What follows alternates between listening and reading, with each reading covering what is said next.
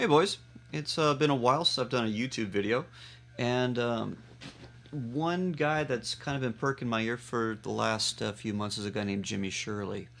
A fantastic swing and blues guitar player, I think originally from Ohio, and did most of his recording in New York. Played with a host of different guys, but still I don't think he's as popular as many other ones, because if that was the case we'd know a lot more about him.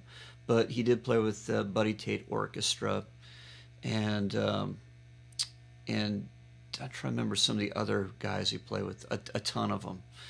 And but he did a song for Blue Note, and it's just with him and a bass, and it's called Jimmy's Blues. And beautiful sound. It's a great song to kind of start profiling his ideas. One thing that sticks out strongly is his use of a vibrato. And according to Junior Watson, he used a Seth Lover vibrato system. I've never seen one. So if you have, please post it in the comments below. And I know there was different ways to get a nice tremolo sound. When I go through the song, obviously I don't have a tremolo on here, but if you decide to go through the whole tune, if you change the structures, you could probably simulate the vibrato just with your left hand. So the intro is in the key of A, and it's a good one to know, and it's probably one that you could use on quite a few different songs. And of course, for any jump blues fanatic, they've got to recognize that intro, because I think it is something that is worth knowing note for note, and is somewhat signature to the way that Jimmy plays. So I'm going to play it first, and then I'll talk about the theory of it afterwards.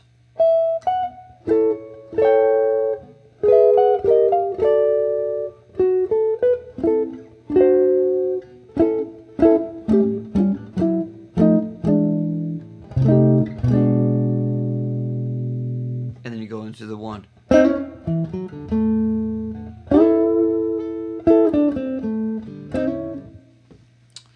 But let's start from the very top. It starts with an A structured A. So I'm thinking about the A9 up here. Got to start here, but it's got to be individual, 5 to the 6. And I'm going to be playing the top of an A major chord, the A6 to A7, and then I'm going to take this small little partial of an E major, and I'm going to be adding the night as I descend to the 4 chord. So we have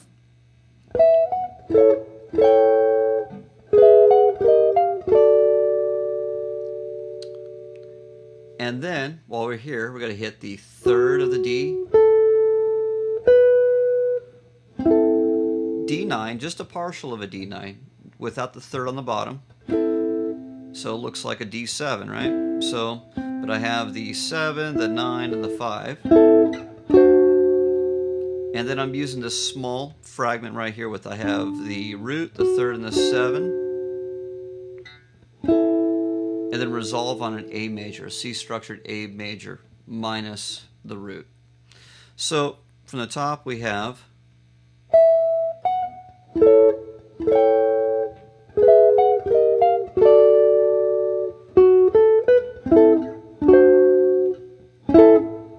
now from here we're going to be doing kind of a descending line to get us into that A. Pretty much a, relatively speaking, but we're going to do it from the A. So it's going to be,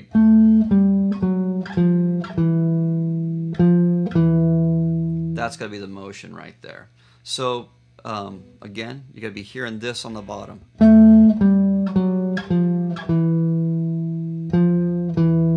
And that'll get you in the 1. Now the chords I'm going to get, I'm going to take the A, 2, an A7, just a run of the mill, Now I'm going to play an A7 with the flat 7 in the bass.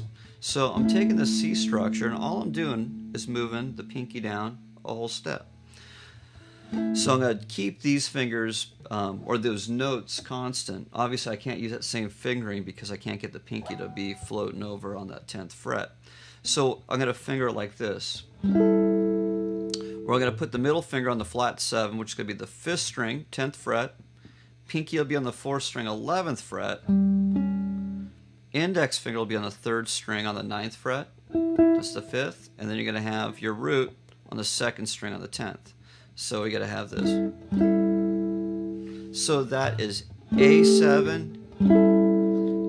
Same chord, but we're having that bass line move down. Now we need to do that again.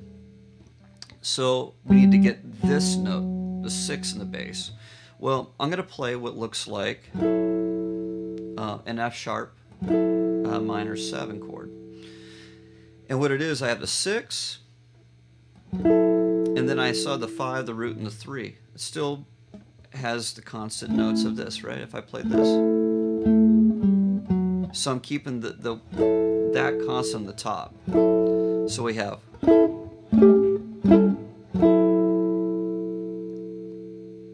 And then. So we have, looks like I'm playing an F9, even though I'm just focusing on the bottom 3. And then I'm going to do it again, this time with the 5th in the bass. And this is kind of an approximation of how I'm hearing the intro. So let's try this again.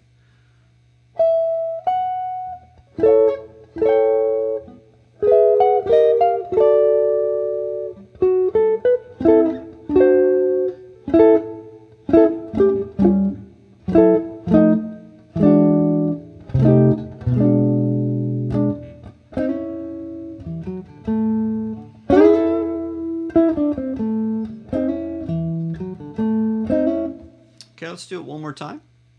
And A.